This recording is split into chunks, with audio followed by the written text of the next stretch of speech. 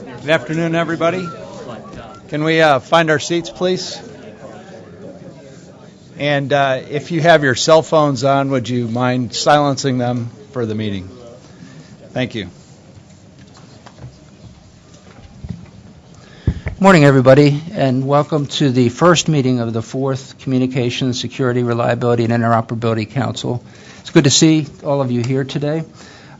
Before you at your seats is today's agenda. And one thing that's changed about the agenda is due to a scheduling change, we have Working Group 5 presenting first. That'll come a little bit later in the meeting. We have a few things first. But I did want to be the first to thank you all for your willingness to serve. I hope you find your work with the CISRIC to be rewarding. I know we found it to be extremely valuable in the past. And so now, without further ado, I'm going to turn it over to David Turetsky, Chief of the Public Safety and Homeland Security Bureau at the FCC. Thank you, Jeff. I'll get to welcome all of you in a minute, but I'm very excited first to introduce to you the acting chairwoman of the Federal Communications Commission, who has shown real dedication, a real depth of knowledge, and a real commitment to the public safety issues that your working groups are going to be addressing, both in her role at the FCC and in her prior role in South Carolina as a state commissioner, bringing that expertise in public safety to bear as well. So without any further ado, I'd like to introduce Mignon Clyburn, the chairwoman of the FCC. Thank you. Good afternoon, everyone. Since I'm naturally a bit vertically challenged, I thought I would stand up a bit so you could all see me, or not. Yeah, it's your choice. But really, thank you, David, for that kind introduction, and for all that you and the Public Safety Bureau, all you have done to organize today's events. It is my pleasure to welcome everyone to kick off CISRIC. I'll call it 4.0, but you call it 4, right? Let me start by saying that it's most appropriate for us to hold the first meeting under the new CISRIC charter this week when we commemorate 9/11. More than any other event, 9/11 reminds us that network security, reliability, and interoperability really can be matters of life and death. On the occasion of this anniversary, we have an obligation to honor the memories of those who lost so much, not just with our thoughts and prayers, but through our deeds. That's why the work of this committee is so important, and that's why I am delighted that all of you are here today. This is really an all-star group. Leaders from state, local, and federal governments, consumer groups, and virtually all segments of the communications industry. All of you have stepped up to tackle our common challenges, and we appreciate your time and expertise. We're grateful to Larissa Herta, CEO of TW Telecom, for serving as a council chair for the next 19 months. I understand that she could not attend today for personal reasons, but I look forward to her leadership and would like to welcome Mike Rouleau from TW Telecom, who will serve as today's chair. I am also pleased to note that tribes are represented in this CISRIC. I'm just going to come out and say it. You've got your work cut out for you. For the preceding CISRIC really raised the bar.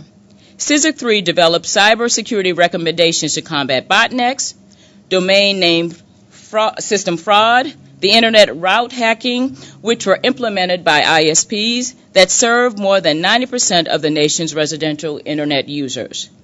CISRIC 3 also contributed recommendations that will enhance 911 location accuracy. With the assistance of a testbed, CISRIC helped us gain sufficient insight into the capabilities of several technologies and the available opportunities to improve indoor location accuracy for emergency services. But given the composition of CISRIC 4, I know that you will do great things. Under the new charter, CISRIC 4 will recommend solutions that are vital to ensuring that our nation has a secure and reliable communications network. Allow me to highlight several important policy issues about which we seek your recommendations. We really and truly need your help on transitioning PSAPs to next-generation 911 networks, and ensuring that our wireless emergency alert rules are updated to reflect advances in technology. We also need all of you to be a part of the FCC's multi-pronged effort addressing the cluster of issues that we have identified as a result of last year's derecho and Superstorm Sandy. And I am asking CISRIC to advise the Commission on a variety of communications reliability issues in the context of emergencies. These include infrastructure sharing during emergencies to expedite communications restoration. Superstorm Sandy reminded us that disasters can result in major disruptions of vital communications. It appears some wireless carriers can or try to fare better because of infrastructure sharing arrangements. Therefore, we are asking CISRIC to recommend best practices that will enable us and speed use of infrastructure sharing methods to sustain communications in future emergencies. Last year's storms also reminded us that as consumers turn to VoIP services, they are more likely to lose phone service during power outages because VoIP services are typically powered by batteries when commercial power is lost. To address this topic, we are asking you to recommend best practices for powering consumer premises equipment under the circumstances and for additional consumer notification in this area. I have tremendous confidence in CISRIC's ability, given its expertise and past achievements, and I wish to thank you once again for your willingness to serve, and I look forward to the great work sure to come. And now I will turn the mic over to David. Thank you. Thank you very much, Chairwoman.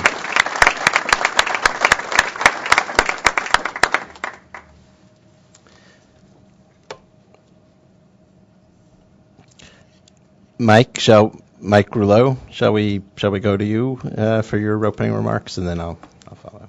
Very good. Thank you very much. Welcome, everyone. I know Larissa is disappointed she cannot be here today, and I'll do my best to stand in just this one time. Thank you for the opportunity to lead this group in such a critical initiative.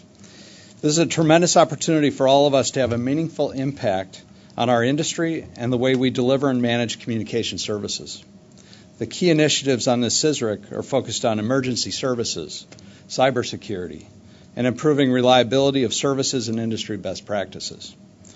And they're all important and fulfilling areas to focus on.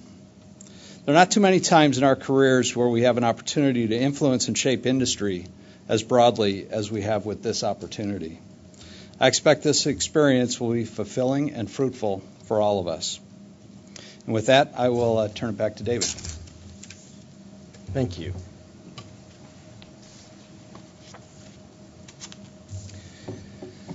Good afternoon. I said good afternoon. Okay. I know most of you. I don't know all of you, and I'm looking forward to getting to know those of you who I haven't already met. I'm David Turetsky. I'm the Chief of the Public Safety and Homeland Security Bureau here at the FCC. We sometimes call our bureau PSHSB, but we'll try to avoid using too many acronyms, but I will use one frequently, and that's CISRIC, which stands for Communications Security, Reliability, and Interoperability Council. That's you, and that's a mouthful. Let me welcome you to our first CISRIC 4 meeting. I want to extend my thanks to each of you for agreeing to serve on this council. I thank Larissa Herta, who was unable to be here today for personal reasons, for agreeing to chair CISRIC, and we send our thoughts and best wishes to her.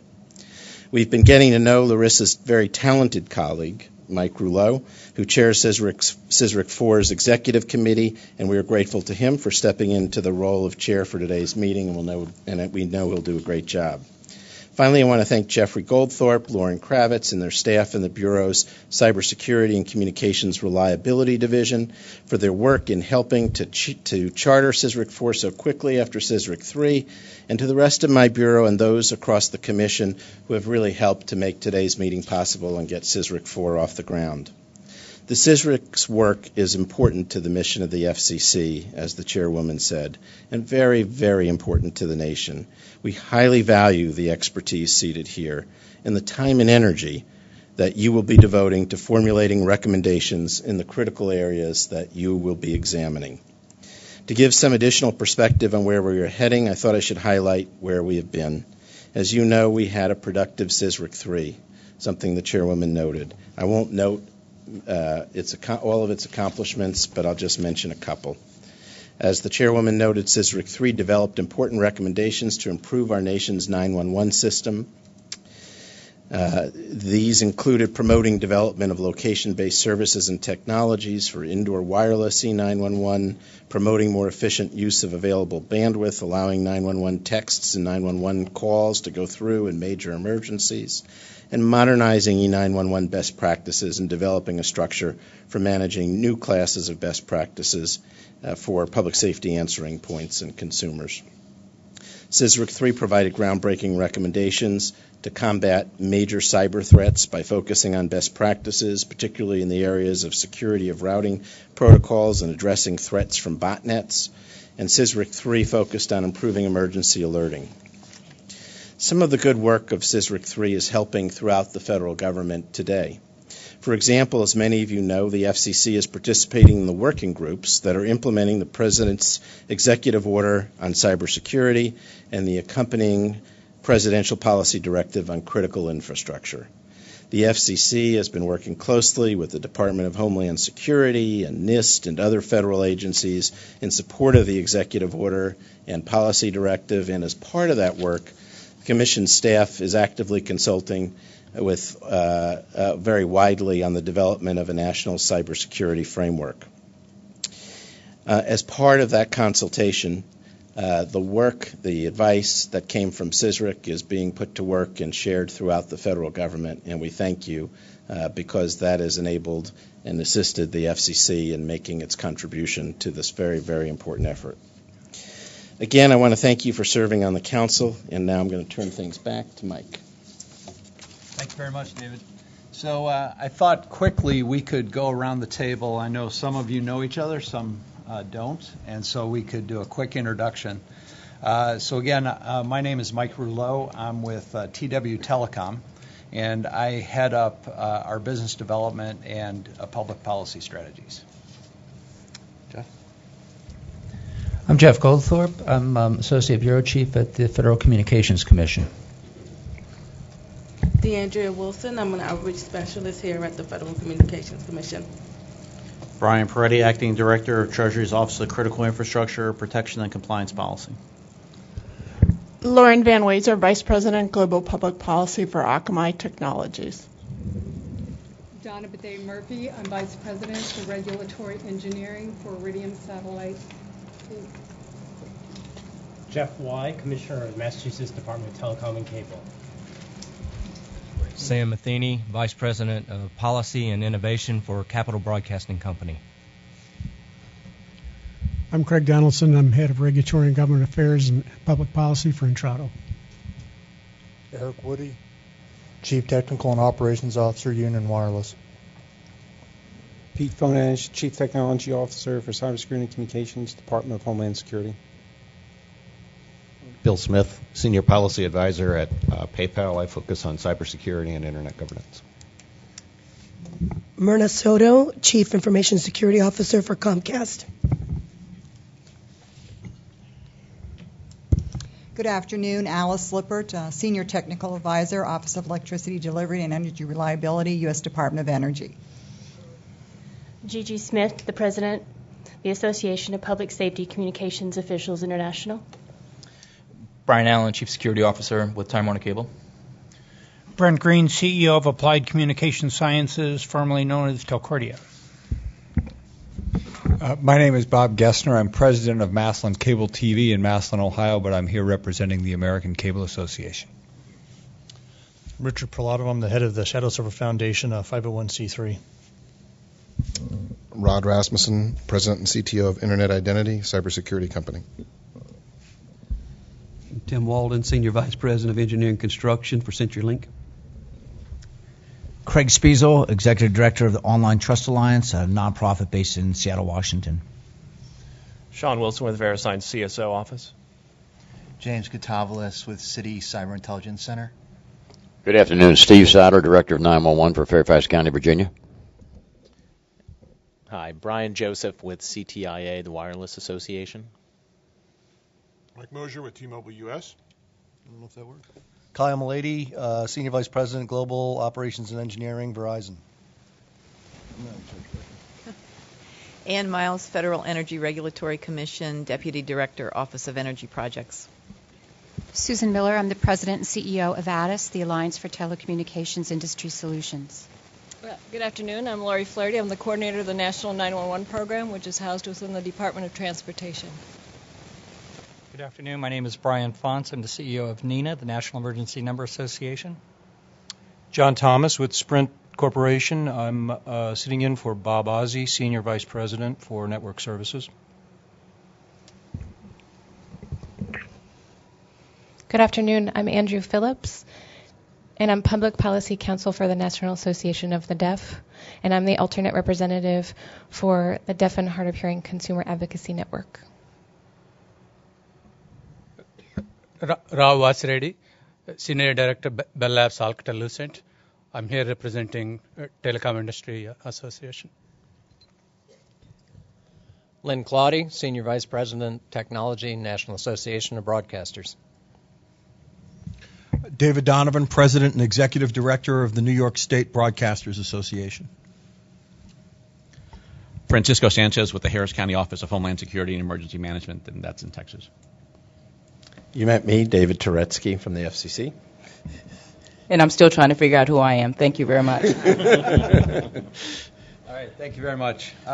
Next on the agenda to review some procedural issues, Paula Silbertho. Is Paula here? Okay. All right, she is.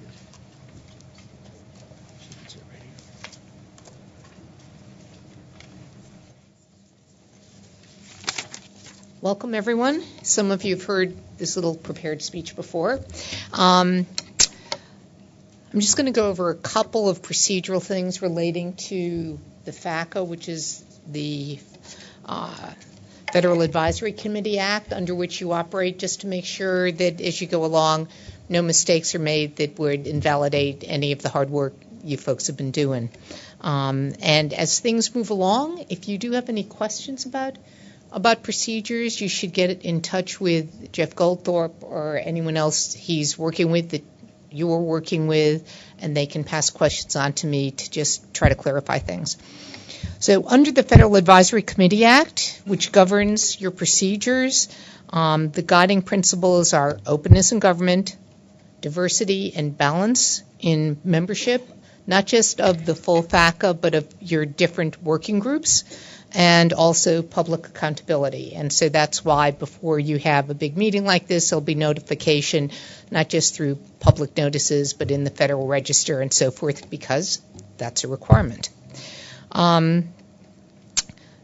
To the extent that you would be having committee meetings among something more than just the working group, and it might be done by teleconference or video conference or on the internet, that would be a meeting, and those things would have to be noticed in advance.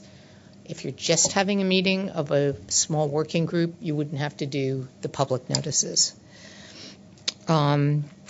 If any of you anticipate that at one of these full meetings, you'd be wanting to communicate information that could involve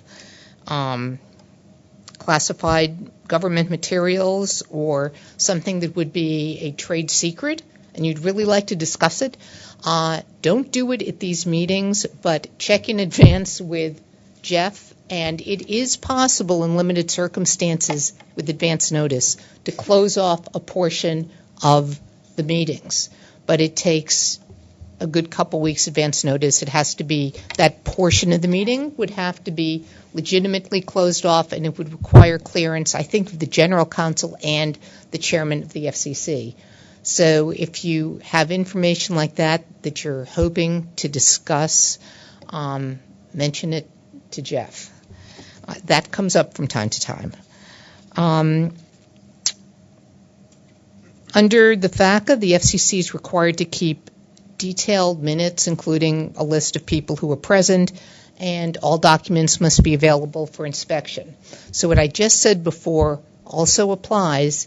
If you'd like to submit something for consideration and you feel that it contains high-level security information involving your firm or anything else that you think is better kept confidential, before you submit it either in a working group or to the full group or even privately to an FCC person, those documents would have to be submitted under a request for confidentiality.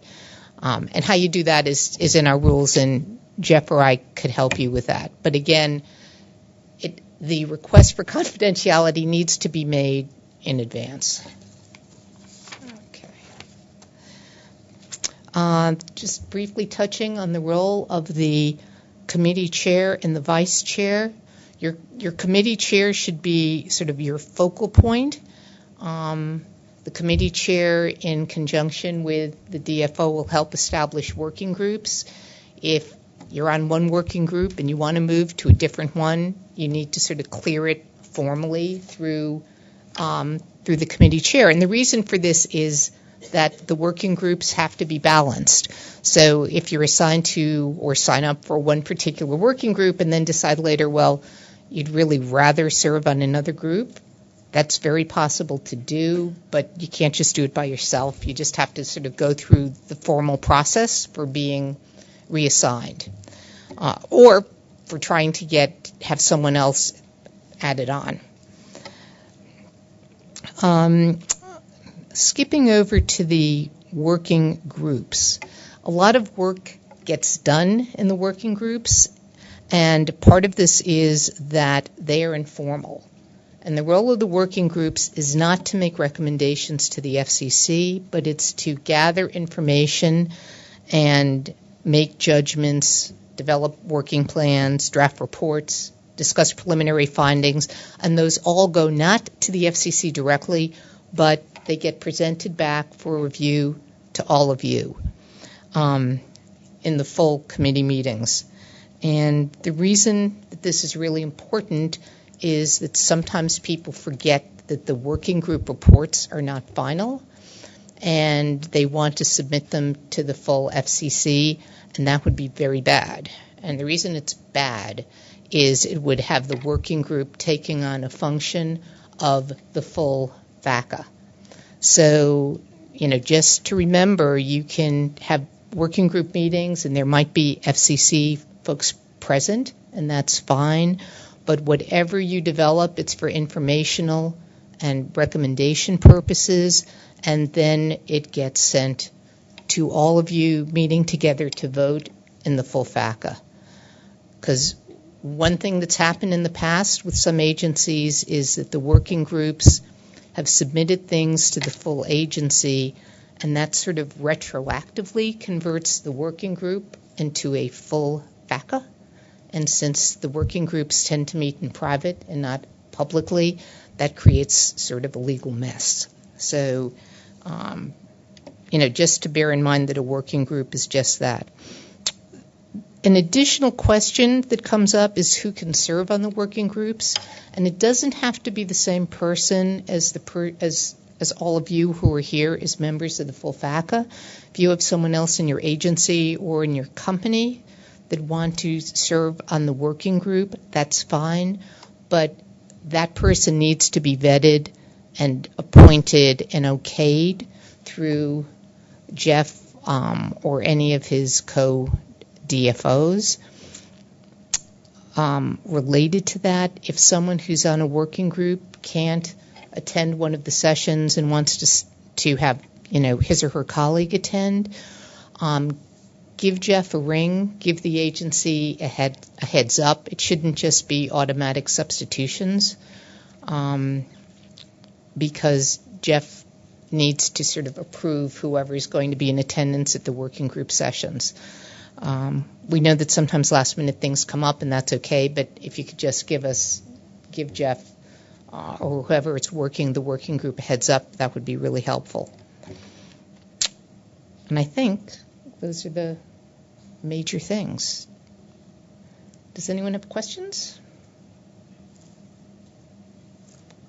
Okie doke. Thanks for listening. Great. Thank you, Paula. So next on the agenda will be the readouts from the various working groups at this point. First up will be Working Group 5, which is focused on server-based DDoS attacks. Pete Fonesh and Michael Glenn. And I would remind everybody that we are webcasting today, so if you do have questions for the presenter, if the presenter could repeat those questions or signal to the technician to turn the microphone on so that you're heard. And with that, Pete? Oh, Michael? Okay. Hi, my name is Michael Glenn. I'm co-chairing the Working Group 5 along with Dr. Fonesh. And Working Group 5 is around the remediation of server-based DOS attacks. Moving to slide 2, the main objective of the working group is to make recommendations to the council, to this council, around network-based practices and other measures around how to mitigate these types of attacks that are occurring from large data centers and hosting providers. These types of attacks have been especially problematic on the internet, especially related to the financial industry and the banking industry. Moving to the next slide. This is a list of our membership, and we have tried to be very inclusive in the membership. And what you see here is you see memberships from a number of federal agencies and state agencies. You also see major ISPs on this list. You see pure play DDoS providers. You see nonprofits on here. Of course, you see the banking industry and other financial industry representatives. You see cloud providers on here. We have recruited members from the open source community where some of their products have been compromised in order to launch these attacks.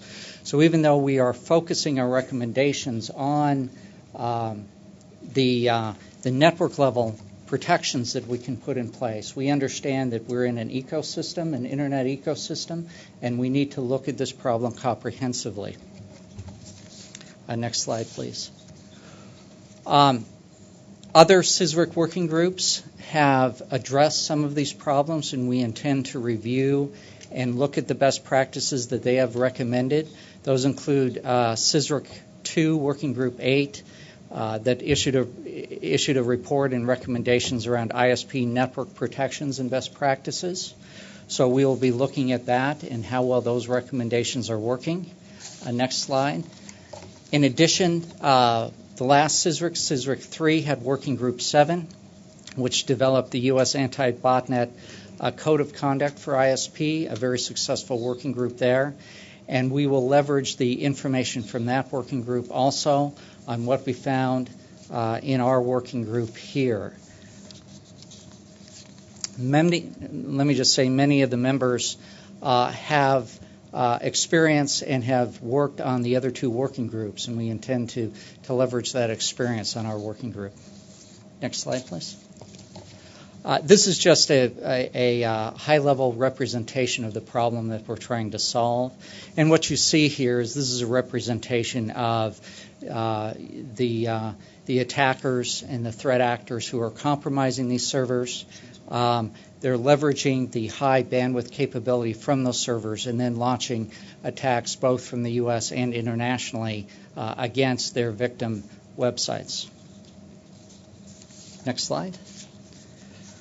There are a number of groups that are looking at this particular problem, and so we intend to try and work collaboratively with those working groups. Some of them are listed here, including the Online Trust Alliance, the Cloud Security Alliance, and the White House Industry Botnet Group.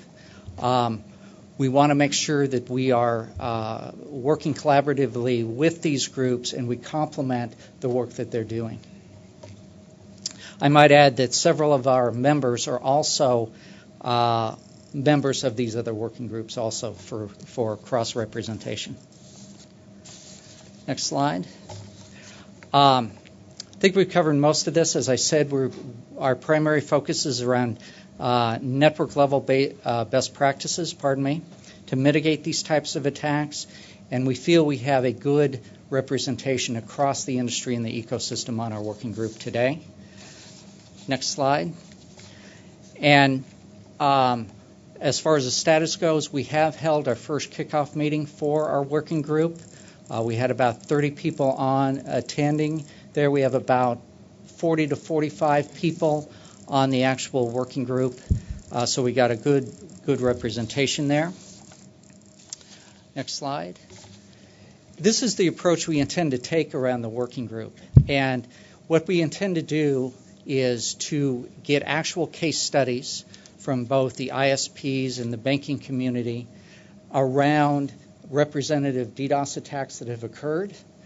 Then we intend to divide the working group into sub-teams just because of the number of members, and each sub-team look at a particular case study and then see the best practices that are out there, see what worked well and what didn't work well around a number of different areas, including how techniques around prevention of the attacks, deterrence, detecting the attacks, notification, actual defending the attacks as they're occurring, remediation and recovery from the attacks.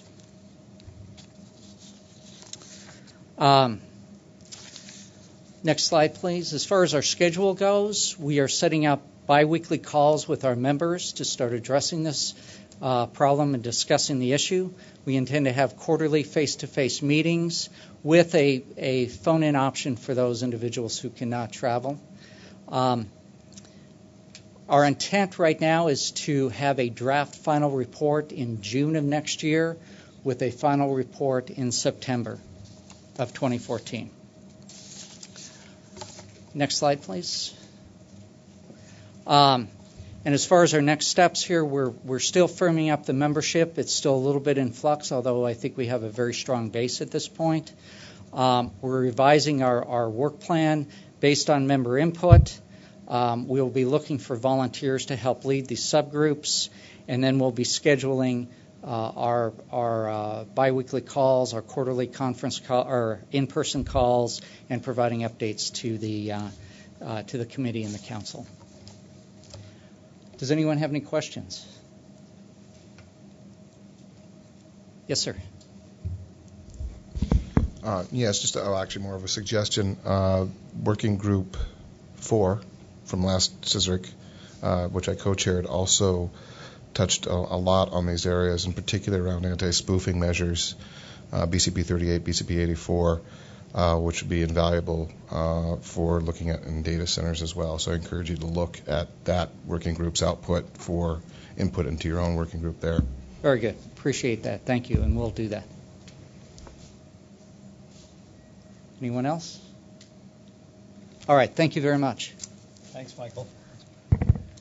So before we continue on with the working group readouts, I understand there are a number of council members that are on the conference bridge today, and so we'll introduce them.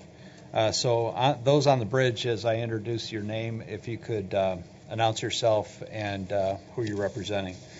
First, Andy Ellis. Technologies, I'm our Chief Security Officer. Great.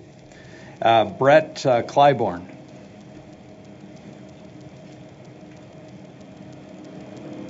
Is Brett still out there? Oh.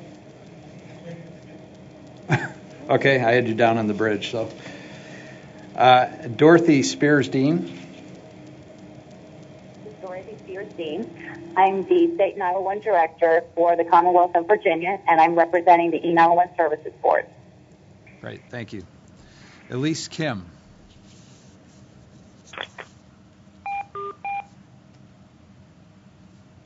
We lost somebody. Howard Brown. Hi, this is Howard Brown. I'm IT Director for Tulalip Data Services, which is a department of the Tulalip Tribes of Washington. Thank you. Jim Lenow. This is Kathy Whitbeck-Beekle representing Jim Leno, CTO and Vice President of Engineering for Ensight. Thank you. Joe St. Sauer. This is Joe Sansevay. I work with Aranet 2 through the University of Oregon under contract. Thank you. Kent Bressie.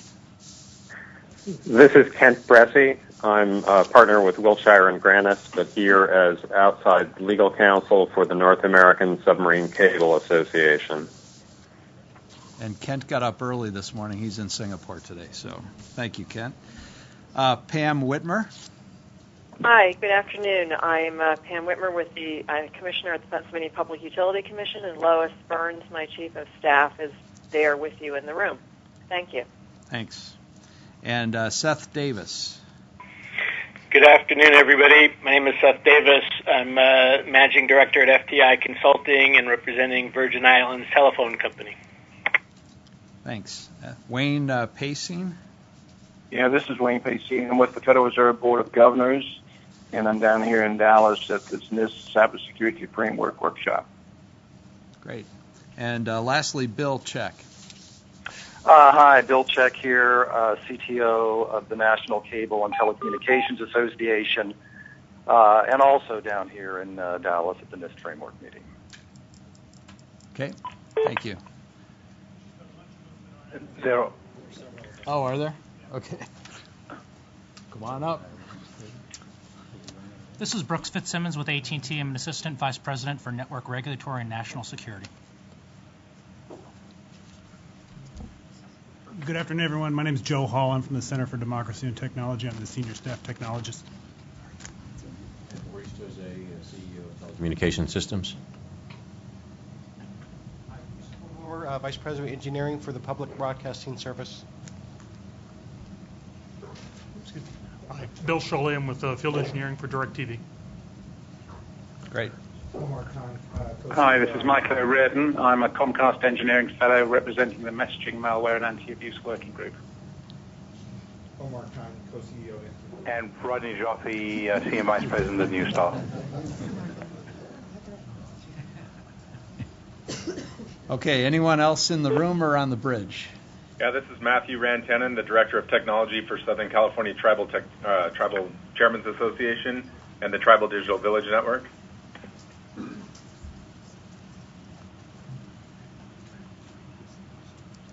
Okay, anyone else? We'll get a bigger table next time. Okay. All right. Thank you. All right, let's continue with the readouts from the working groups. Next up is the Next Gen 911 group, which is led by Brian Fonts and Lori Flaherty. And Lori, are you? Speak up. Yes, and again, if we're on a bridge and webcast, so if you could speak up as you present, that'd be great. Thanks. Chief Turetsky, Honorable DFO, members of CISRIC.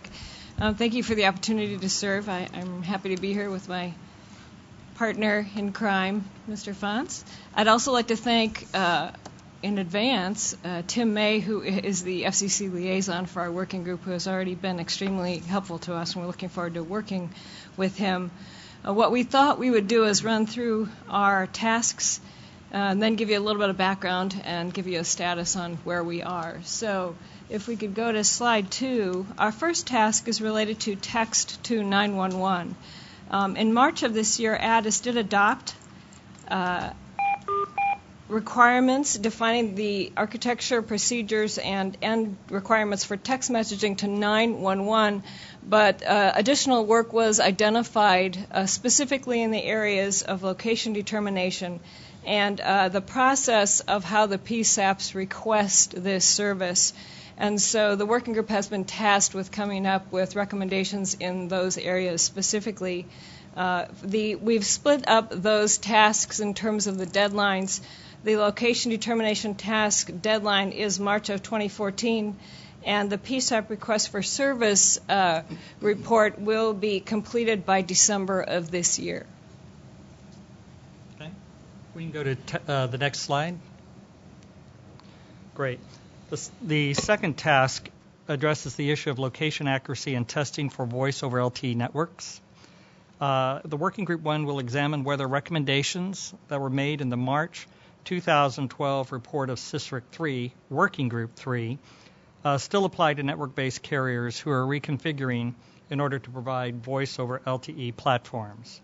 Additionally, Working Group 1 will examine any necessary changes in the testing recommendations and recommend cost-efficient measures to meet the current location accuracy parameters. The report deadline that we've established is December 2014. Next slide, please. The third task for our working group is really the first sentence of this rather wordy slide. It is to examine the requirements to establish a permanent entity to design, develop, and manage an ongoing public test bed for indoor location technologies for 911 that can provide the FCC with regular, comprehensive, unbiased, and actionable data on the efficiency of location technologies.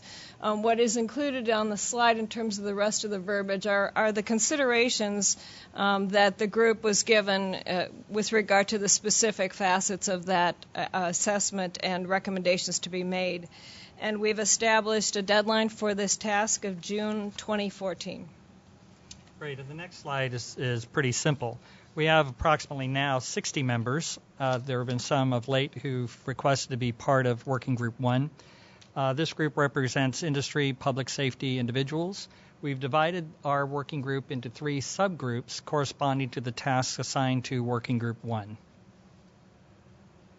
Next slide.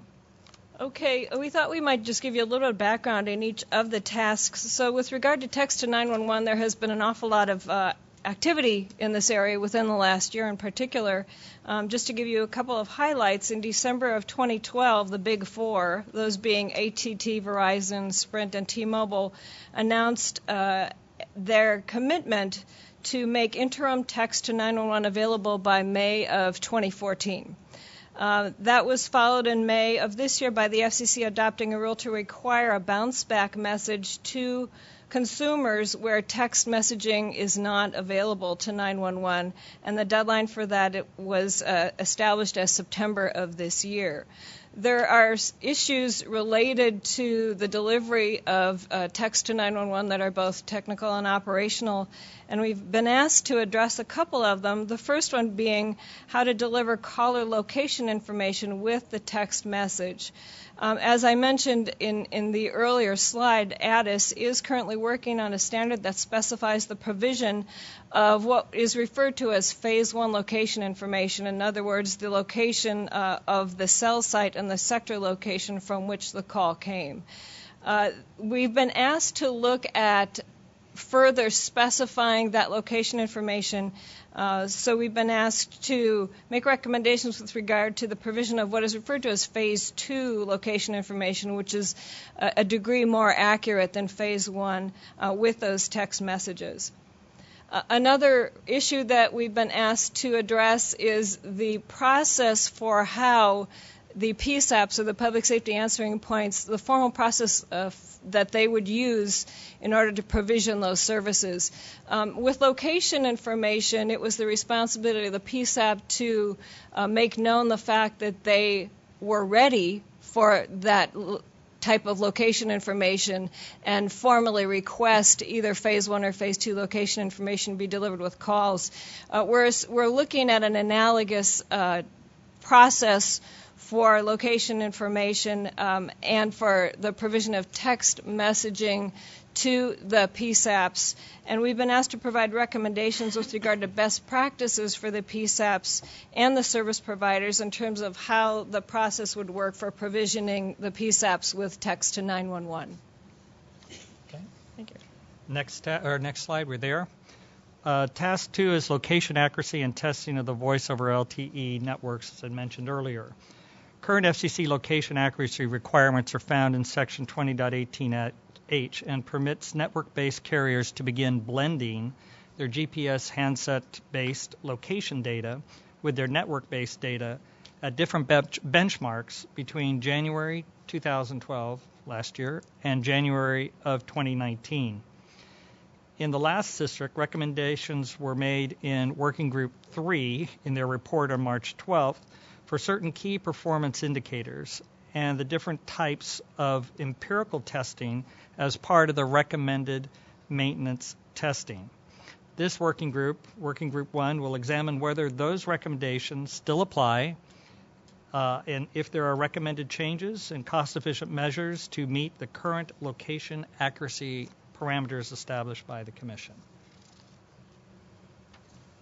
Okay, next slide, please. So our third task is related to indoor location accuracy for 911 calls, and it relates back to the work that CISRIC 3 did, specifically Working Group 3. They really did some groundbreaking work in terms of establishing a test bed and doing some testing on indoor location accuracy for 911 calls from indoors. That working group recommended that the Commission charter future stages of a test bed because there were questions that remained unanswered, and asked them to do that. Asked the FCC to do that under the auspices of future CISRIC working groups to continue the work that had been started by that group. So we've been asked to examine the requirements necessary to establish a test bed, a permanent entity to design, develop, and manage an ongoing public test bed for indoor location technologies, and to make requirements with regard to the various requirements, whether those be administrative or technical, and other considerations necessary to establish an ongoing test bed. Great. Next slide, please. Okay, Working Group 1 has assembled a team now of approximately 60 members representing a variety of interests, including telecommunication engineers and experts in the engineer field, business, and public safety management. We are currently in a series of conversations with the FCC and particularly with Tim, and we want to thank him again for his liaison role and leadership. And we have been working primarily to identify deadlines, requirements, and task details. And so we have had those meetings. We have essentially sent out information to those participants in Working Group 1 to begin the process of identifying which task individuals wish to join, and then to begin the work. Next slide, please. So the way we decided to approach these tasks was to divide into 3 subgroups. As Brian said, we've asked the members to self-designate which subgroup they would like to participate in, more than one if they want. They will be chaired by someone who we will, who either steps forward or will be recruited in that role. And each sub-working group will organize itself and conduct its own conference calls, however it really wants to conduct its business. And we will work with them on an ongoing basis to make sure that their needs are met, that they understand the roles and responsibilities, the logistics, and we'll conduct conference calls with the sub-working group chairs to coordinate efforts with the entire working group as well as with the entire CISRIC. And part of that process is how questions are formulated that need some input or views from the FCC, and they percolate up through Lori and I to the Commission. This next slide, please. We've already identified basically when these various tasks are due. So our first report will be coming out in December 2013, and then the rest of them are scheduled for the 2014 cycle. Okay, so next steps for our group are, to continue to monitor a membership. We expect a few more members. We will develop a work plan to accomplish our task, and we will continue to complete the process of organizing the working group into 3 sub-working groups, recruit volunteers to lead those groups, and, frankly, get out of their way. Let them do the work of the tasks that have been assigned to us. We'll schedule monthly subgroup chair calls and participate in those calls as necessary, and then provide ongoing status reports to this group. I just want to recognize that Laurie and I have had an opportunity to work on one of these CISRICs before, actually a couple of them before, and so hopefully we'll rally the troops around Working Group 1 and address the task in a timely fashion. Thank you. Do we have any questions for Brian or Lori? Great. Thank you very much. Next up, let's talk wireless emergency alerts. That's led by Brian Joseph and John Madden. Good afternoon, and thank you. I want to specifically thank Chief Turetsky, Jeff Goldthorpe, and CISRIC members. I also want to extend a thanks to John Madden, co-chair of the group. He is unfortunately unable to join us today. He is leading his organization's annual conference up in Alaska and was unable to make it, but sends his regards. I also want to thank Julia, too, and Aaron Garza, who are going to be our liaisons, helping keep us focused and on track. So we're looking forward to working with them. They've already been a great help. Why don't we go to the first slide? And this group really was set up to take up a number of issues that had been left in the advisory committee work that helped pave the way for the development and rollout of this new service of wireless emergency alerts. We'll go into a little more background, but these are the ability to send concise, geo-targeted alerts to wireless users' phones to alert them of imminent threats and Amber Alerts as well. And the group is going to focus on the experiences that we have observed since the development in that advisory committee, but also since the rollout of the alerts in April 2012. There have been a number of technological advances. We'll take a look at how those may fit into evolving the service. It's been tremendously successful, but this is something that we and the stakeholders, the alert originators, the wireless industry, the federal government partners are not content to rest on our laurels. We want to see if we can evolve and improve it. And take a look at other factors as appropriate, all with the idea of coming up with recommendations for the CISRIC on steps to take with regard to any appropriate changes that need to be made to the rules that the FCC has in place for WEA. So in terms of specific issues that the working group will look at, we've noticed that there have been some issues with regard to education or consumer awareness. What are these alerts that I'm receiving on my phone? Why am I getting them? Who's sending them? So education, an important issue. The alerts, as I mentioned, are geo-targeted, but we'll take a look at the geographic targeting and ways to improve and enhance that. Testing issues with regard to alert initiators that may need to do some testing. In the device settings for different alerts, we have seen in certain instances questions raised as to whether a user can customize the alert tone and vibration cadence. We'll also take a look at the message content and character limitations. Right now, the alerts are meant to be a bell ringer technology, 90 characters, to provide that concise information that provides actionable steps that people need to take. And then we'll look at the possibility of other types of technologies to be used with the alerts, potentially audio, potentially video, data. And then we'll take a look at some of the accessibility issues for sending the alerts to those with disabilities and then those non-English speakers. And certainly security, germane to this group and an issue that has not come up to date, but we want to make sure we're taking all steps to ensure that security. If we could go to the next slide. So far, we've received interest from 23 members of the working group. They're listed on that next slide.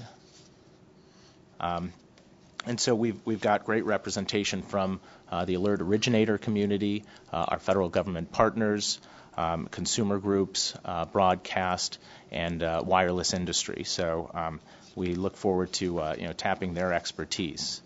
And if we could go to the next slide, just a quick background.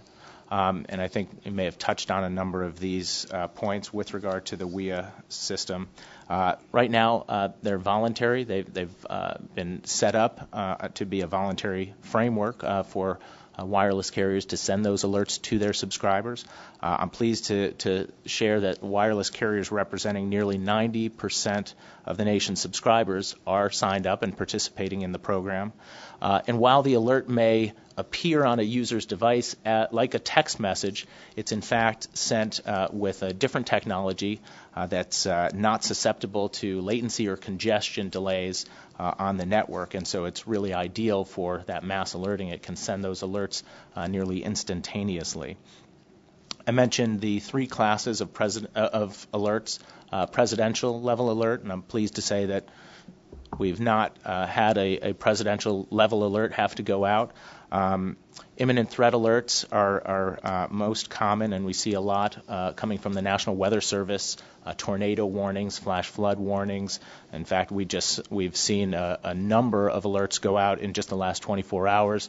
The severe rainfall and flooding in Boulder, Colorado, with evacuations and shelter-in-place warnings. And then Amber Alerts, the alerts to alert the public to abducted children. And so we've seen successes in those alerts being received, and we'll highlight a couple in a moment. The alerts are geo-targeted, so when the FCC and the last advisory committee looked at this previously, the recommendation was that they be sent county-level alerts. Since then, in response to technological advances, but also feedback from the community, those are now, in many cases, being sent to a sub-county level, or more precisely geo-targeted. There's a unique audio attention signal and vibration cadence that was established with input from the accessibility community. And again, these are concise, actionable alerts. These are meant to be a bell ringer technology, and once subscribers get to safety, they can then consult other media for further information. And it's important to note that they're free as well. Why a national WIA system? It prevents a number of disparate standards and procedures taking place. Also guards against, we are literally expecting thousands of alert initiators, and to approach individual carriers on that basis is just really unmanageable, and then enables a certain level of security. FEMA, as the gateway operator, can verify and authorize the alert. And we've always stressed, and I think the alert initiator community, and John would agree, these need to be sent judiciously and sparingly. What we don't want to see is an over-alerting or a car alarm syndrome, and have the public opt out from receiving these alerts. If we could go to the next slide. I'm not going to go into this in detail, but I do want folks to have a sense of the milestones that have been accomplished to date since October 2006, when the WARN Act was enacted, which set out this process. A number of FCC orders implementing rules, standards groups developing the appropriate standards, developing the testing regimes, and then deployment, which has occurred. And this has been a successful rollout with industry and with our federal government partners at the FCC and with FEMA. If we could go to the next slide. Again, showing just a basic architecture of those key stakeholders involved. To the left of the A, we have the alert initiators. Consists of federal agencies like National Weather Service and others, but you have local, state, tribal alert authorities. More are coming on board every day to send these alerts. In the center, you see the role that FEMA is playing as aggregator of those alerts. They verify those alerts and then send them out through their gateway to, on the right side of the letter C, to the wireless carrier side, where it goes to their networks for distribution to the geo-targeted area for sending the alerts. And if we can go to the next slide. As mentioned, these alerts have been successful to date. Wireless emergency alerts are literally saving lives, and they're protecting the public. We saw earlier in the year the first wireless Amber Alert that went out. An 8-month-old was abducted. A teenager received the wireless Amber Alert on her phone, told her father, who saw the car parked in the neighborhood, and they notified police. The child was safely returned to her mother. Earlier last year, the fall of last year with Superstorm Sandy. Across a number of states and New York City, we saw National Weather Service alerts going out. They included blizzard warnings, flash flood warnings. There were evacuation alerts that were sent out, and then once it was not safe to be outdoors, shelter-in-place alerts that were also sent out. If we could go to the next slide. Just this summer in July, we saw in East Windsor, Connecticut, so this is not Tornado Alley, but we saw a tornado rip through. A camp director had 29 campers and 5 counselors in a sports dome and received a tornado warning on her mobile phone. She immediately, got everybody into a hard-constructed adjacent building. They got under the table and seconds later heard this loud crash. When they looked out, that sports dome that the campers had been in was gone, and there was just wreckage. And then also in July, an 8-year-old boy was abducted, and a group of citizens who were traveling in the area received the alert on their device, happened to spot the car. They called 911 as they followed the vehicle until authorities interceded, and the boy was safely recovered and returned. So there's no question about the importance of these alerts. Our task is to continue the success and hopefully evolve to best serve the public. If we could go to the next slide. So in terms of our approach, a lot of the issues that we're going to take up have been touched on by the Commercial Mobile Alerts Advisory Committee, the CMSAC, for further study. We agree that it's time to take a look at what can be addressed along those key specific issues that I highlighted earlier, and doing so with the benefit of a post-service rollout, what we've seen since April 2012, and address some of the lessons learned, frankly. With regard to, we're talking about a lot of the technology focus, but there is the social element, and there is the fact that you're talking about content going out over the right conduits. And, John Madden and I have discussed, and he absolutely agrees, that it's not just about the underlying technology, but working to make this effective for alert originators and having their participation, but making sure that they're used appropriately. These are key issues. And when an imminent threat may go out to the public, an issue that may come up for study in this group is whether to look at whether follow-on instructions from that alerting authority would be appropriate to be sent. If we could go to the next slide. In terms of the status, again, we have 23 members on the working group. I think I've highlighted the diversity of interests here, but a lot of key stakeholders who bring a lot of subject matter expertise to these discussions. We're going to hold our kickoff conference call next week, and then at that point we'll scope out the objectives to be addressed and discuss realistic timetables for those deliverables. If we could go to the next slide. So in terms of our approach, we anticipate bi-weekly conference calls. We're aiming to have quarterly in-person meetings, and certainly we'll provide conference bridges for those who, like John, who's in Alaska, may need to utilize those sometimes. And then our key next steps are scoping out, establishing our sub-working groups, and setting the timetables for the deliverables. So if we could go to the next slide.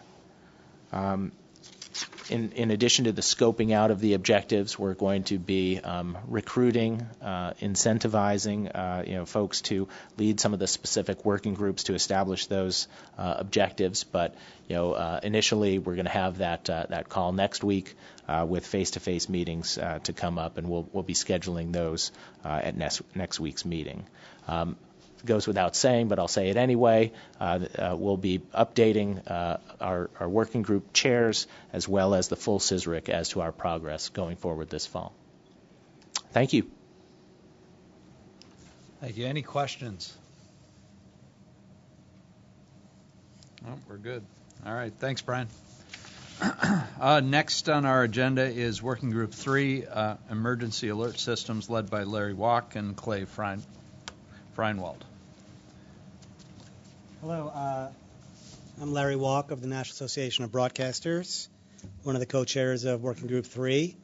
My co-chair, Clay Freinwald, I think is on the phone from Washington State. Thank you, Chief Turetsky and Jeff, for the privilege of being one of the co-chairs of this working group. I don't have a slide on the importance of the emergency alert system. Of course, it's been around for many years, saving millions of lives during storms and hurricanes and tornadoes. And EAS participants have been disseminating Amber Alerts for decades, I believe, saving about more than 550 children to date. Next slide, please.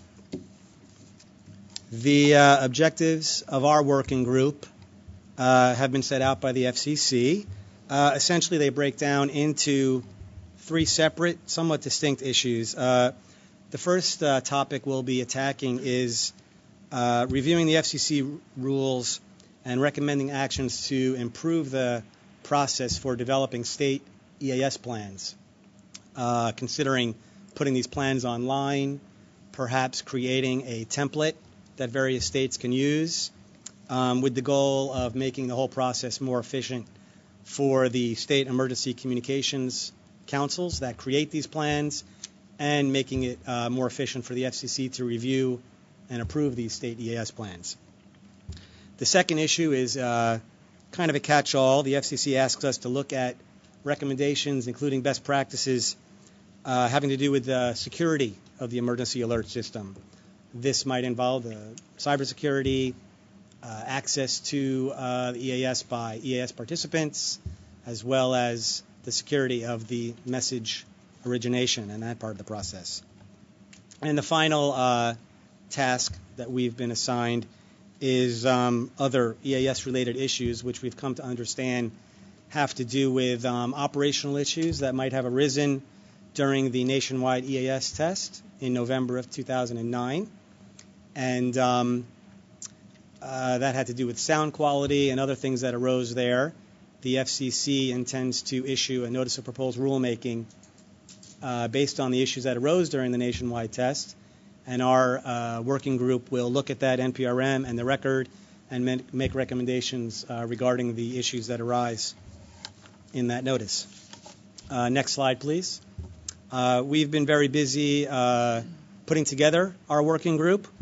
We have people from all of the important stakeholders, message originators, including from FEMA, National Weather Service, state and local emergency managers, state EAS network organizations, all of the EAS participants, radio, TV, cable TV, satellite radio.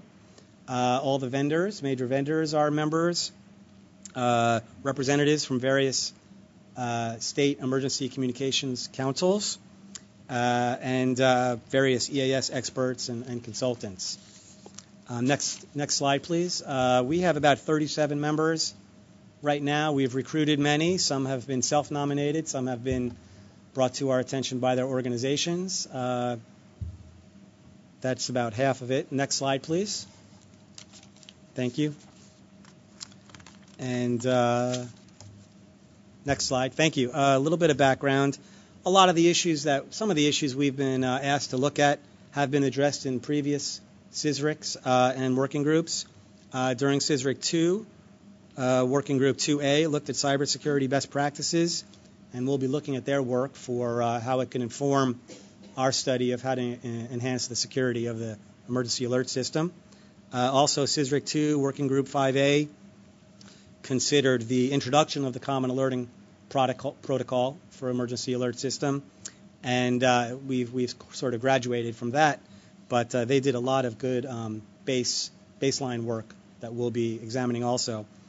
In the last CISRIC, Working Group 2, the next generation alerting, they were looking at public warning over social media and other various platforms, and we'll certainly be trying to leverage their expertise. And Working Group 9 from the last CISRIC, CAP implementation, looked at various issues of the implementation of CAP, naturally, streaming audio and testing, recommendations having to do with keeping parallel audio and digital system as CAP was implemented. And we're lucky enough to have several members of our working group that worked on those earlier working groups in the earlier CISRICs, and we'll be leaning on them heavily. Next slide, please. Thank you.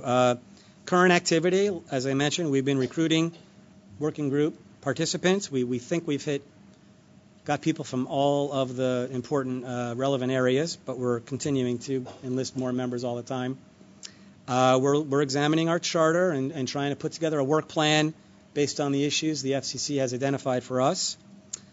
We've put together a listserv and an online document sharing program.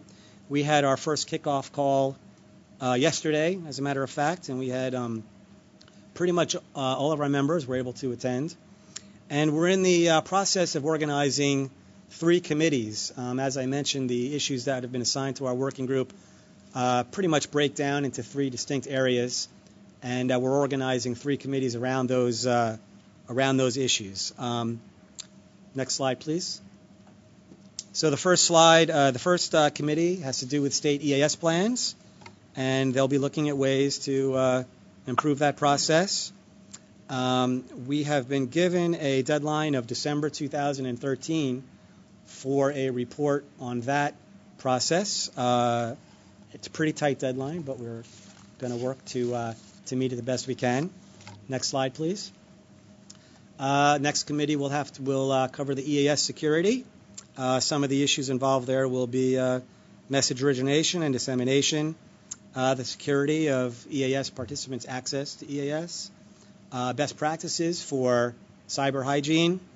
We're going to try to make an effort to make some recommendations on how to engage smaller entities that are not as well versed in firewalls and making sure the security of their EAS boxes are as secure as they should be.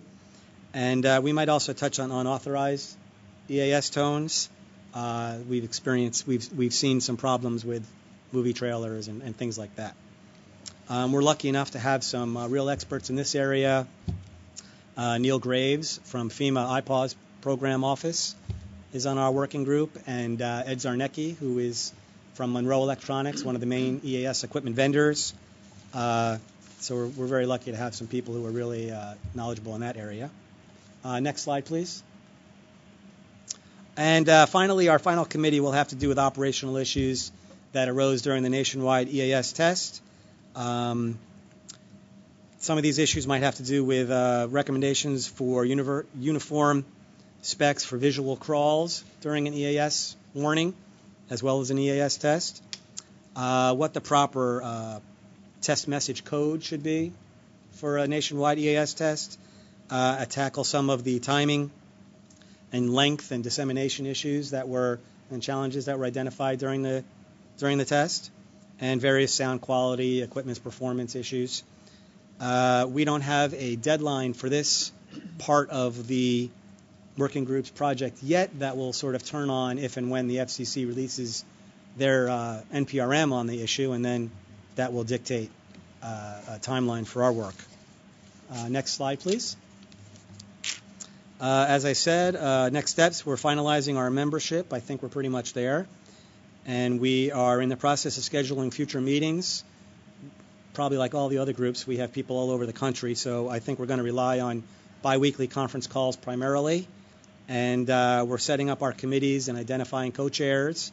And the co-chairs will hopefully, they'll take the lead on organizing conference calls and meetings for their individual committees. And as Working Group 1 mentioned, we're going to try to get out of their way and just supplement their work the best we can. And we'll be preparing our reports for the steering committee and the council. And unless there's any questions, that's about it. Thank you. Thanks, Larry.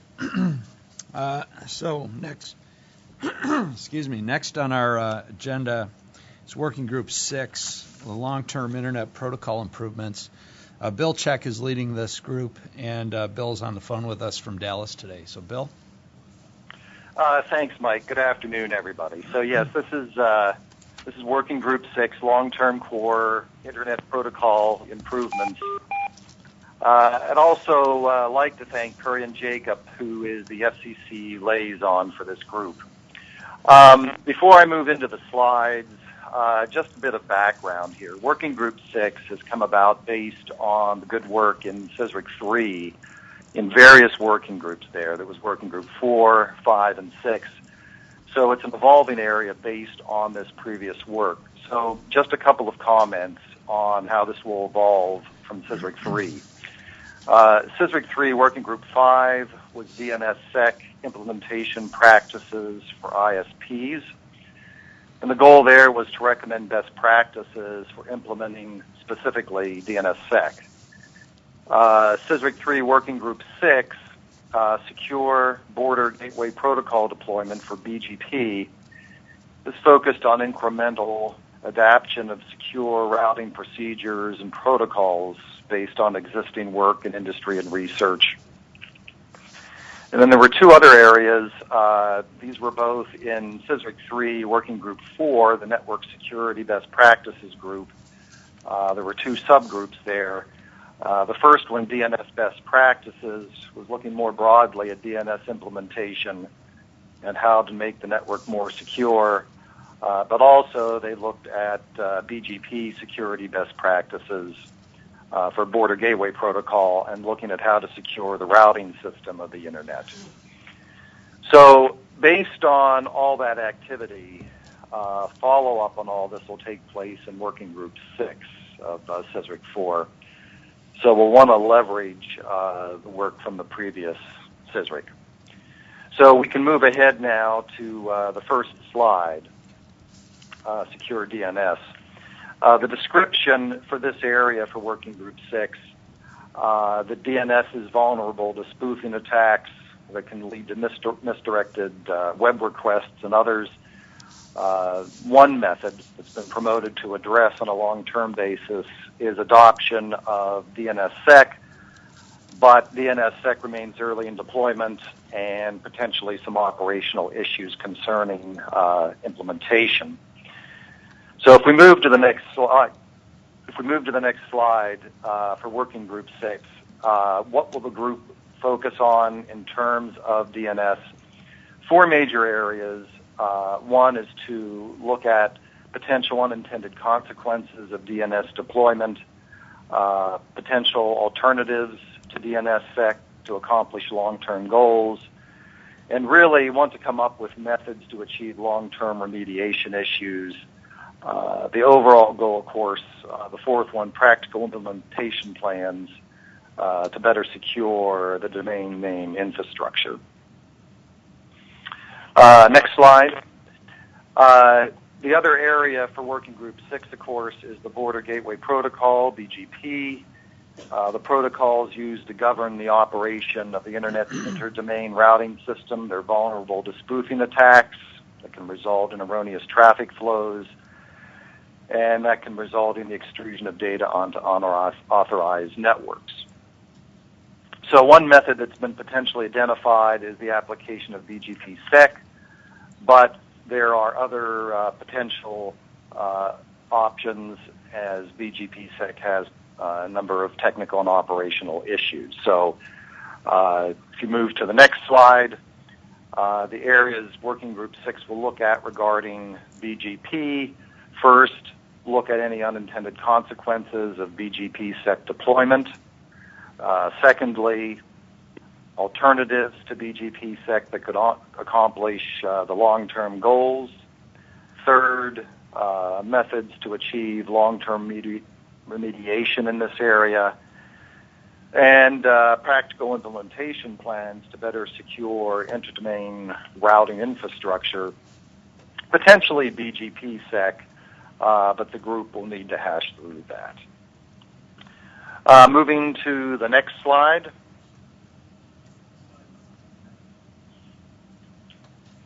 On the participants, we have participants in the working group already, and we're working to fill the group in more. I do have additional names at this point of people that have asked to participate, so I'm following up on that now. My expectation is that we'll probably at least double the size of the group that is shown here on this slide. So I think we'll have a good group. Next slide. Next steps. We are in the process now of course, recruiting the additional members. We're scheduling now a kickoff conference call to get this started, most likely for the last week of September, whenever we can get people's schedules aligned, but targeting it for then. And review and adoption of the scope of the work. As you can tell, this work covers a lot of ground, and we really need to focus on the key issues here so we're not too broadly based. So we want to really look at what we can come up with in terms of specific recommendations. Adoption of milestones, of course, we want to get consensus of that within the group. And assignment of responsibilities. Much like some of the other working groups, I think that we'll likely need to break up into two subgroups, much like CISRIC 3 had done in their working group 4, in terms of a DMS group and a BGP group. And we'll want to get that worked out early during our initial calls. Next slide, please. So for the timeline, we have our working group meetings that we'll want to get scheduled during our first kickoff meeting. At that time, we'll also want to start thinking about what do we want to be doing and any intermediate milestones with working towards final recommendations in 2014. Next slide. So thank you very much. We look forward to moving ahead in this area and open to any questions or comments. Thank you. Any questions for Bill? Thanks, Bill. Next up is Working Group 7, Legacy Best Practice Updates. Kyle Milady. I think what we've been asked to look at is other CISRICs before us have laid out a bunch of best practices. A lot of them, this isn't working, is it? Oh, there it is. Okay, you have to be right on top of it. CISRICs before us have done a lot of work on best practices for different areas of network. A lot of them have to do with resiliency and reliability of legacy networks. The last CISRIC took up looking at 911 specific items. So we're not going to touch that, but a lot of items haven't been looked at since CISRIC 2. So we're going to look at all 1,000-plus best practices that haven't been looked at in recent time. So not rocket science. We don't have anything sexy like DDoS attacks or anything here. We're going with basic reliability and network resiliency. Okay. It's pretty, how we're going to attack this and our current objectives. It's fairly straightforward. It's almost like the last gentleman. What we're going to do is, we have the work in front of us. It's already been laid out. People have already come up with best practices. However, time and technology has gone by. So we're going to, over the next year, we're going to look at each one of these and see if there's something that needs to be updated. It's going to be a lot of work, and we'll probably have lots of debate. But by sometime next year, we should have that gap analysis completed. And hopefully in March 15th, we'll be here with some recommendations, if not beforehand. We have a cozy group, I'd say. I think I only have 10 or 12 people so far. So we are out recruiting. And I did get a couple names over the last few days, too. I'm hoping we get somewhere in between 15 and 20 folks on the team going forward here. So if you have anybody who you work with who would be interested in working Group 7, please pass them my way. I'm lucky in that I'm new to this. I've never been in CISRIC, but there's a lot of folks on this. If you can skip a couple ahead, skip a couple slides, please. One more. One back, please. Thanks. So we have a lot of folks who've been involved with CISRIC. Some have been involved in CISRIC since CISRIC 1, and have a lot of knowledge about this work. And I look forward to working with them and tapping on their talents and knowledge. So pretty easy in terms of schedule and status. We are going to have our first meeting. It's scheduled for next week. Next slide, please. On the 15th. like I said, I'm new to this, so I'm not sure exactly how we're going to split up the work yet. I'm going to rely on the team, and we'll have discussions about how do we chunk up this work. Do we put it in? Do we make subcommittees and put the best practices in certain segments and have somebody run with certain segments or what have you? But we're going to be discussing that next week, and we'll decide upon that in short order and move forward. We have our list of 1,025 best practices that we're going to evaluate. So obviously that's a lot of things to go through. And what we decided, what we are going to do is there's a training package that was developed by Addis to talk about, how do you attack best practices. And so we're going to go through that training. And so everybody on the working team's on the same wavelength in terms of how we attack these problems, and we're all talking the same language.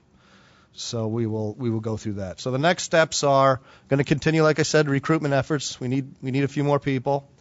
We're going to do the best practice training.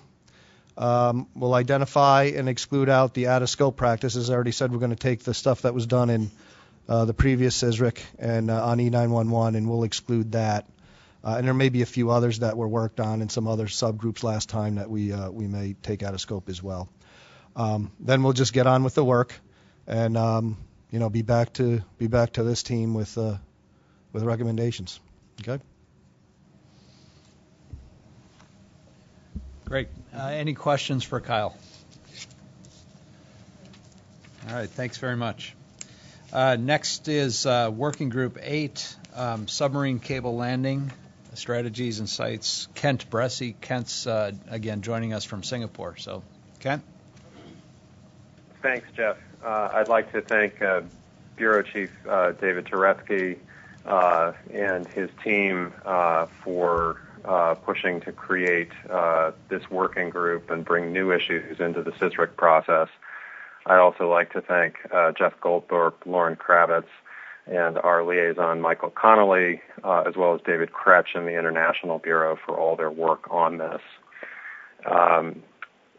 Again, this is an entirely new working group for CISRIC for recent conflicts between installed and planned submarine cables and other marine projects have highlighted the need for a variety of things: industry best practices, government policies, and interagency coordination to maintain and promote the resilience of U.S. submarine cable infrastructure. And this matters greatly to the U.S. economy and national security because undersea fiber optic cables carry more than 95% of U.S. international voice, data, and internet traffic.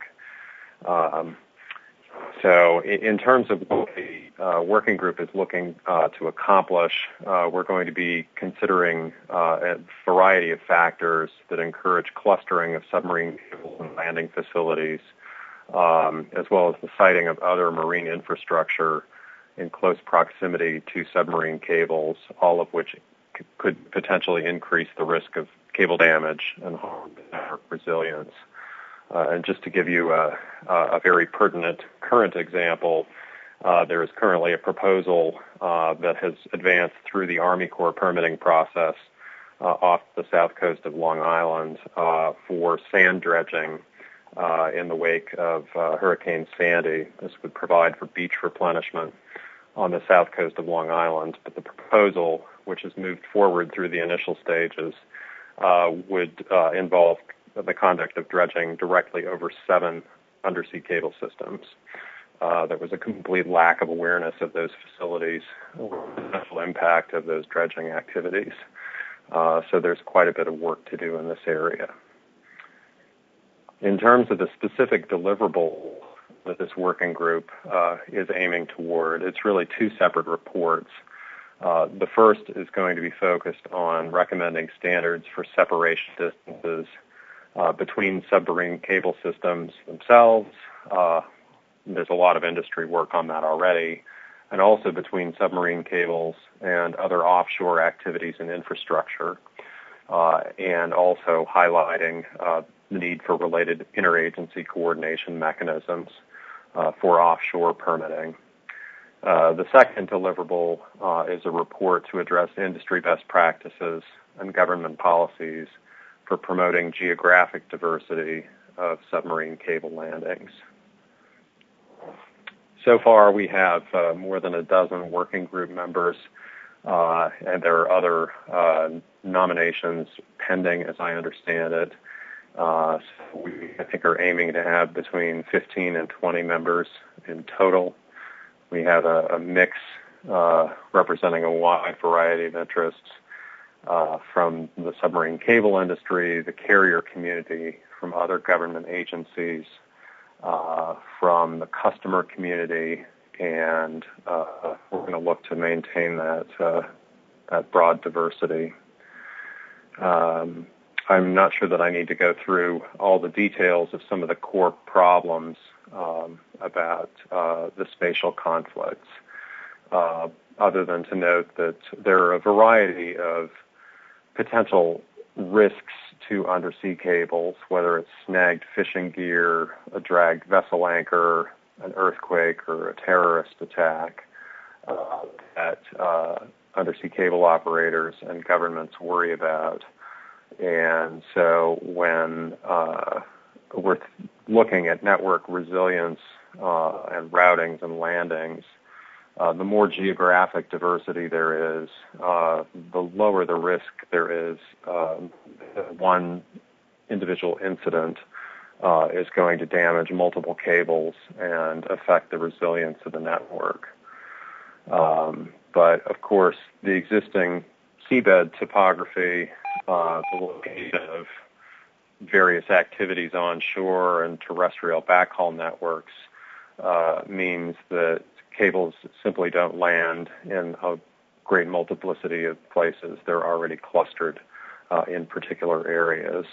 So we're looking at a variety of these factors and how they factor into the risk profiles for these systems. In terms of the Working Group 8 status, again, I highlighted where we are with membership right now, and we are looking to confirm additional members and looking at this point for a kickoff call either in the last week of September or the first week of October. We'd like to make sure that we have the full diversity and staffing for the group before we do that. In terms of the approach that we're taking, I've talked a little bit about that so far, but we're really looking to identify the relevant marine and permitting activities, the potential conflicts and risks, to review and assess existing standards and recommendations from various jurisdictions, as there has been quite a bit of work on this already.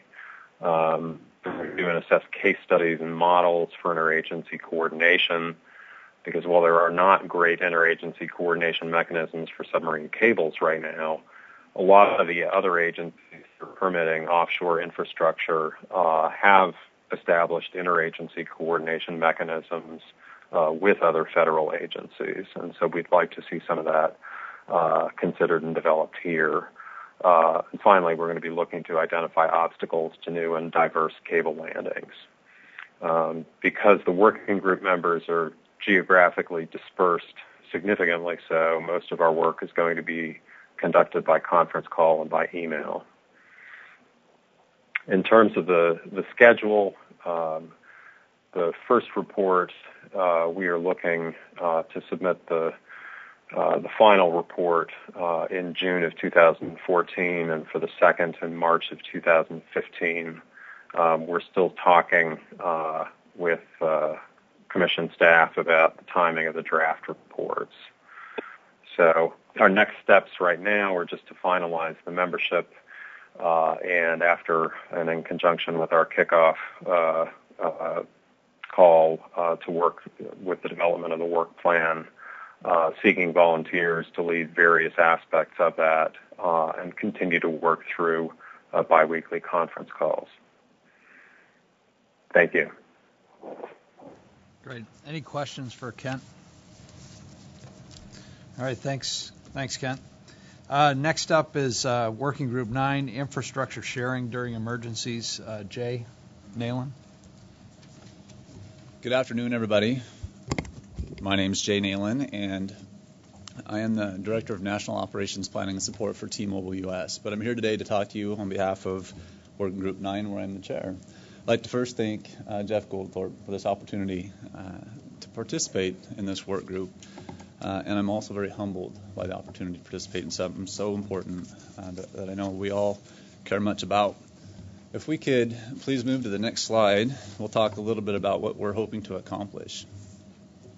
So for those of you on the phone and who may not be familiar with the work group and what we're attempting to accomplish, I'll just take a minute to read through what our description of the working group is. And that states natural disasters and other hazards can result in the destruction of vital communication assets, leading to disruptions to communications at times when users need them most. In recent years, communication providers have explored various methods of sharing infrastructure assets, such as backup power assets and in-market roaming agreements, to compensate for the temporary loss of assets. This working group will examine these options and recommend a set of best practices that service providers could use to more rapidly apply infrastructure sharing methods to sustain communications in future emergencies. So we're going to attempt our deliverables will be to develop a set of best practices. The first set will be targeted for March of 2014, when we're looking for more short-term solutions, followed in September by another set of best practices for the longer-term solutions. And then we want to take a look at what do we want to do with Working Group 9 as it extends beyond 2014. And then finally to wrap it all up into a white paper type of format where we recommend the best practices that we would recommend to this working committee and hopefully would move forward to the FCC as the final recommendations from Working Group 9. So we can move to the next slide, please. All right, these are the Working Group 9 members. I'm very excited about the Working Group 9 members that we've recruited so far. Many of which are in this room or on the phone. We've got representation with just a wealth of knowledge and experience. We have a lot of diverse perspectives as well, which I think will bring some very interesting conversation and discussions during our committee meetings. We'll talk a little bit more about the working group members and what make them up a little bit further in the presentation. But if you go to the next slide, we'll talk a little bit about the background, what's brought us here. So many of you, all of us, I would assume, are very familiar with Hurricane Sandy and similar events that we've experienced in the past.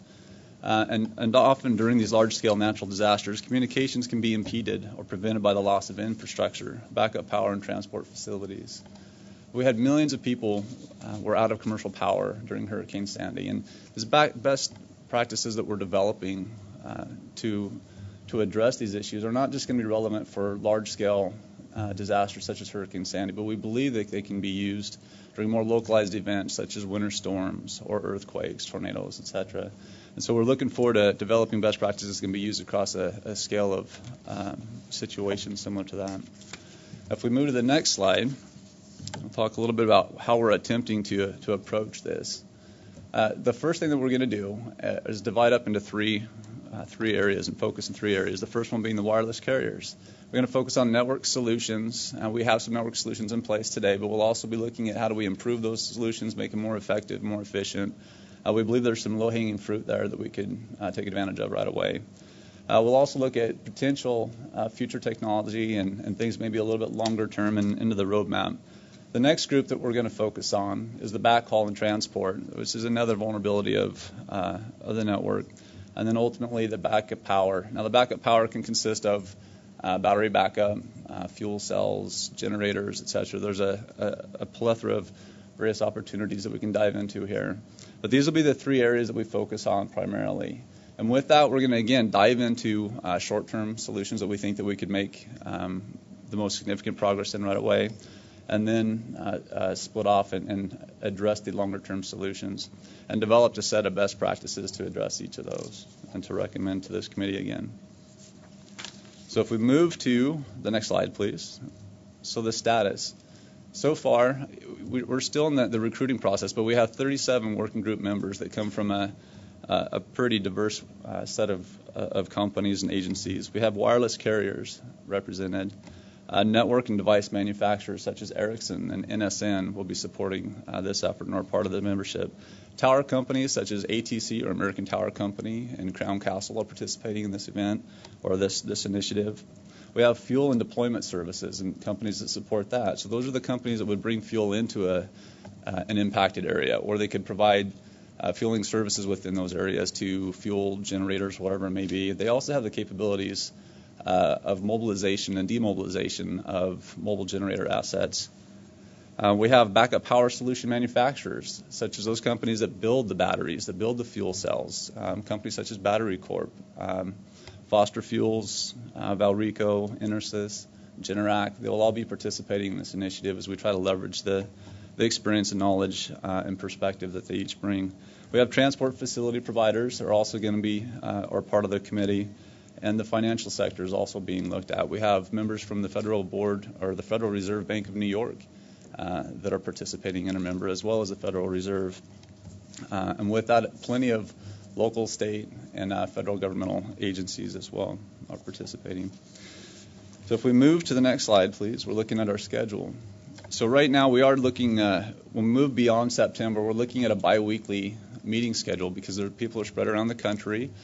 It makes most sense to meet over the phone via conference calls. When there's a need and an ability, we'll meet in person, and that may be as we split off into the various groups to provide some small work teams, potentially subcommittees.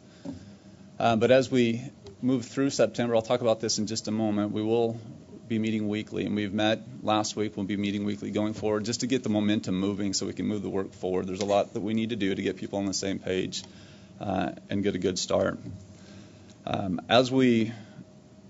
The short-term deliverables for September, I think we were going to attempt to solidify our working group, identify those short-term areas of focus. We'll move into October and we'll determine what areas of focus we want to look into for more of a long-term. And then we'll be developing the best practices for those focus areas, the first deliverable in March of 2014, and the long-term best practices in September of 2014. And then the final best practices where we pull it all together and submit in front of you at the very end of 2014. All right, and the next slide, please. So next steps. As I mentioned, in September, we're really working to finalize our working group membership. We've got a good foothold right now, and I think we've got adequate representation from across the industry, but there are still people coming forward, and as we identify gaps of areas that we still need representation on, we'll go forward and pursue those and recruit the people necessary to fill those roles. The next thing that we would be doing throughout the month of September is identifying which areas of focus we want to tackle first. What are those short-term goals? And part of that is everybody that's coming brings a different perspective. Not everyone, but most people coming bring a different perspective and things that they're passionate about. So they're putting forth those areas and those ideas and sending them to us. We'll go through as a committee. We'll prioritize them, identify ones that are practical, ones that we can actually do something with. And we'll consider them all, but we're going to put the ones that we can move forward with the quickest on the short-term list and hopefully have something more to share with you when we come back in December. And then ultimately, next month in October, by the end of October, we'll be looking to finalize the long-term focus areas and come back with some tangible things to discuss in December, as well as perhaps our first set of best practices when we get here as a draft. But that would conclude our status update for Working Group 9. If there's any questions, I'd be happy to take them. All right. Thanks, Jay. All right, we're in the home stretch. Last but not least, the readout from Working Group number 10. CP Powering, Tim Walden and Brian Allen are leading that, and Brian will give us an update. And then we'll be quick here. So we're looking at, through the proliferation of VoIP technologies and users' home devices being powered by local batteries and their impacts to those devices and services when commercial power is lost. Various communication providers have different policies and procedures as it relates to powering these devices. Our deliverables, as of today, would be to recommend consumer outreach community strategies to making users aware of backup power features and options for their home devices, and recommend best practices for powering those devices with regard to commercial power failures. Next slide, please. As of this week, we have 12 representatives representing the public public utility commissions, commercial industry, financial sectors. We've got folks with telecommunications and operational experience. Obviously, with this topic, we are looking for organizations representing consumers and those with representing those with disabilities. We have yet to find representatives, so we have not yet had our first meeting. Next slide, please.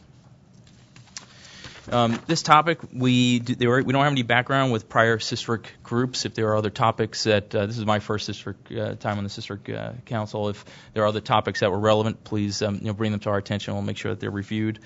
When we pull everyone together, we'll be looking for a team-based problem statement, and that will happen during our first working group, as well as an assessment of the current problem and the scope that will be applied to our objectives. Next slide, please. So our status, we have not pulled our first team together. Again, we've been struggling a little bit with representation. I think we've got a good core right now, minus the two groups that I identified that we want to bring into for representation. We will be breaking up into two subgroups. The first one identifying best practices and options for powering consumer devices, and the second would be for identifying consumer outreach and communications plans. Next slide, please. Obviously, like the other groups as well, we'll be looking at case studies, subject matter expert discussions, and conference calls. We'll be looking at biweekly conference calls kicking off the last week of September or the first week of October, depending on when we get the additional representation. At that point, we'll put together a roadmap for coordination of necessary meetings and resources. Next slide. As of today, we're looking for so the recommendations for consumer outreach and the communications for December 2013, obviously I think that's a little bit aggressive until we get the additional representation. And best practices empowering consumer devices, we're shooting for June 2014.